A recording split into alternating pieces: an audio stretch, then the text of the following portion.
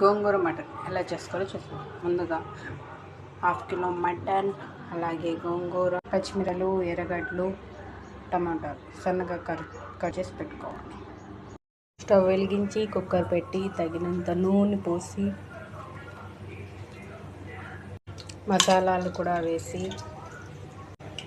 ఎర్రగడ్డలు, పచ్చిమిరపకాయలు కూడా వేసి బాగా ఫ్రై చేసుకోవాలి.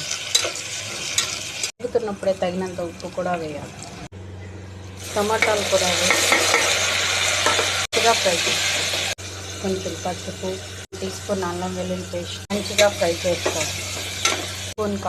1 స్పూన్ ధనియాల పొడి బాగా కలుపుకోవాలి. బాగా వేగి నూనెతో బయటకు వచ్చాక మటన్ కూడా వేసేయాలి. వేగుతున్న ముందుగా కడిగి పక్కన పెట్టుకున్న గోంగూర కూడా వేసేయాలి. గోంగూర బాగా కలుపుకొని మంచిగా వేగనివ్వాలి.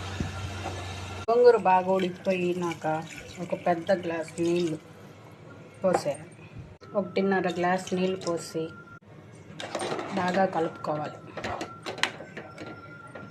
కుక్కర్ మూత పెట్టి విజిల్ కూడా పెట్టి 5 లేదా 6 విజిల్ వచ్చేంత వరకు ఉడకనివ్వాలి.